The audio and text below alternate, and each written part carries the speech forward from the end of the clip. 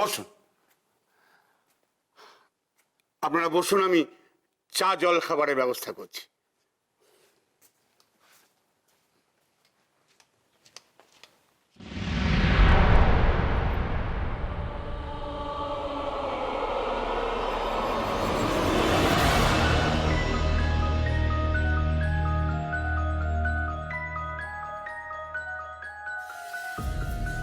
হঠাৎ করে তুমি কোত্থেকে এলে মামা দাদু?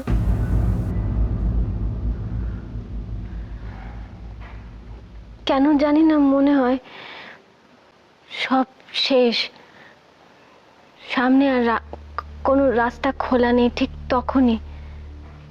তখনই তুমি আমার সামনে এসে হাজির হলে।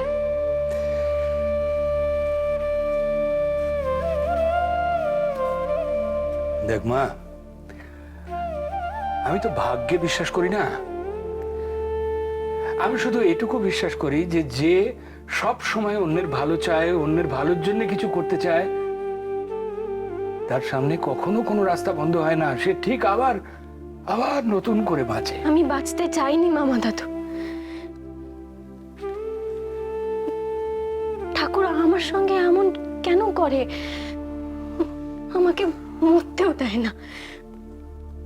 যখনই কিছু আঁকড়ে বাঁচার চেষ্টা করি তখনই সেটা আমার থেকে কেড়ে নেয়। ইচ্ছেকে ওরা আমার কাছে আর কোনোদিনও আসতে দেবে না, তুমি জানো। সবার মতন ও আমাকে ভুল বুঝবে। আর কতদিন আমি লোকের কাছে ঠক জোচ্চর হয়ে থাকবো, তুমি বলো তো? ওরা কি কেউ বুঝতে পারবে না আসলে আমি কেন এই বাড়িতে এসেছি? দেখ মা, তুই কেন এ বাড়িতে এসেছিস, কিভাবে এসেছিস, এসব না জেনেও আমি একটা কথা বলতে পারি, যে তুই নিশ্চয়ই কারো ভালো করবার জন্যই এসেছিস।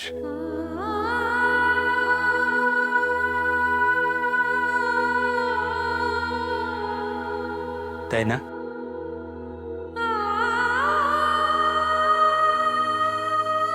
তুমি এখন আমায় বিশ্বাস করো?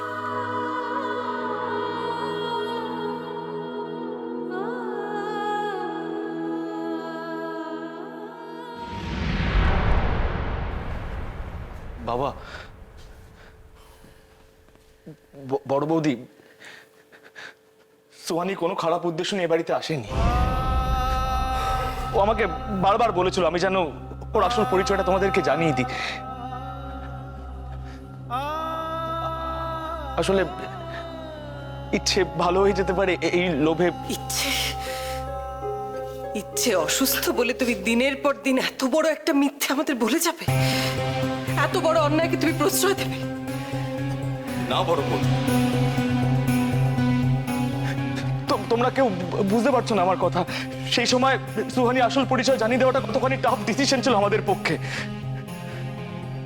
আমরা ইনফ্যাক্ট কফি শপে গিয়েছিলাম, আর সেই সময় অনুষ্ঠানের ওই মৃত্যুর খবরটা তখন টিভিতে দেখে।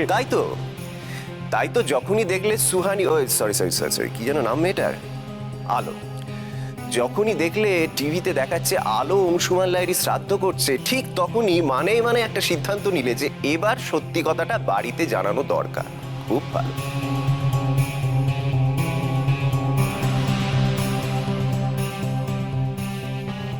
বড় বৌমা, তুমি জিগাও, ও কি ভাবছিল যে ওর এই কার সাজিয়ে আমরা কেউ ধরতে পারব না, আমরা ভাবতে পারব না? হ্যাঁ, এটা অন্যের বাড়ির বউ রে, আমার দিদি ভাইয়ের মা সাজাইয়া আমার বাসায় লই আসানোর কি দরকার ছিল? দরকার ছিল বাবা, দরকার ছিল। অন্য কেউ এলে ইচ্ছে এত ভালো হয়ে যেত না। বিশ্বাস হচ্ছে না তো আমার কথা? বিশ্বাস হচ্ছে না তো? এক মিনিট, আমি আসছি।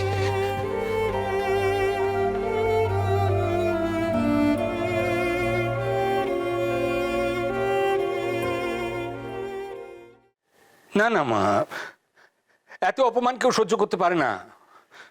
অনেক বেশি বেশি সহ্য করেছিস তুই। তখন যদি একবার ফোন করে তোর এই মামা দাদুকে ডেকে নিতে পারতিস। কি করে ডাকতাম তোমাকে? তুমি জানো ও বাড়িতে ঠাম্মা চড়তে চক খোলে। সকলে আমাকে ঠক চচ্চর বললো আমি নাকি সম্পত্তির লোভে ওনাকে জেলে পাঠিয়েছি। তাও জানো আমি আমি জনে জনে গিয়ে বোঝাবার চেষ্টা করিয়েছিলাম যে আমি ঠক চচ্চর নই, আমি মিথ্যে বলছি না, যা বলছি সব সত্যি। কেউ বিশ্বাস করলো না। ছোট ছোট মা এমন জাল পেঁচিয়ে রেখে না মা, আমি না এসব কিচ্ছু মনে রাখতে চাই না। নিজের চোখের সামনে আমার দেবতাকে দানবের রূপ ধারণ করতে দে। আমি এসব কিছু মনে রাখতে চাই। থাক মা, থাক।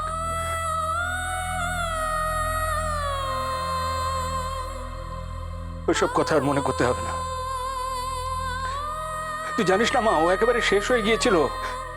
শেষ হয়ে না গেলে এত নিচেও নামতে পারতো না, মরে গিয়েছিল ও। শেষ দিকে রাগে অভিমানে আরো কত কাণ্ড যে ও করেছে। আমি আমি কিচ্ছু শুনতে চাই না মামা দাদু, আমি ওনার ব্যাপারে কিচ্ছু শুনতে চাই না, কিচ্ছু না। তুমি জানো মামা দাদু, আমি চেয়েছিলাম ওনার সব ভালো ব্যবহারগুলো মনে রাখতে, কিন্তু আমি পারিনি। চোখের সামনে ওনার দানবের রূপটা বারবার ভেসে উঠতাম।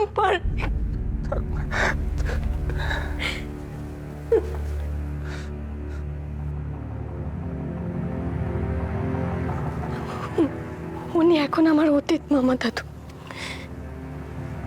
লোকে ঠিকই বলে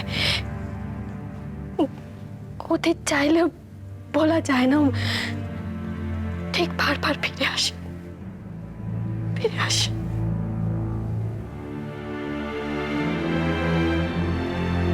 তোর আগের জীবনের কষ্টটা এই জীবনেও আবার ফিরে এসেছে, তাই না রে মা? আমি এখান থেকে চলে যেতে চাই মামা দাদু। সবকিছু পেয়ে আবার আমি হারিয়ে ফেললাম। চলে যেতে হবে আমার। শুধু যাওয়ার আগে একবার ইচ্ছের মুখটুকু দেখে যেতে পারবো না। ঠাকুর আমাকে এমন শাস্তি দিল কেন বলো তো? আমি কি ইচ্ছের মা হতে পারছিলাম না? আমি আবার একলা হয়ে গেলাম মামা দাদু, আবার একলা হয়ে গেলাম। চুপ কর মা, চুপ কর। তুই ভয় পাচ্ছিস কেন? আমি তো বেঁচে আছি এখনো। আমি তোকে আর অনাথ হতে দেব না মা। অনেকের অনেক কথা শুনেছিস তুই, অনেক অপমান সহ্য করেছিস। আর না, তুই যা গিয়ে বলে আয় ওদের যে তুই আমার সঙ্গে চলে যাবি। মামা দাদু, আর কোনো কথা নয়, তুই আমার সঙ্গে যাবি। এটা তোর মামা দাদুর অর্ডার।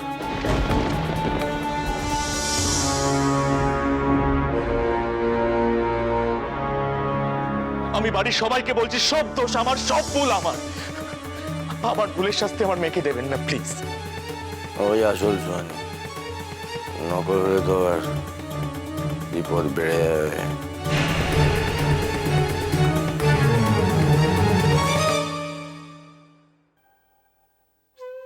আমায় চিনতে পারছো?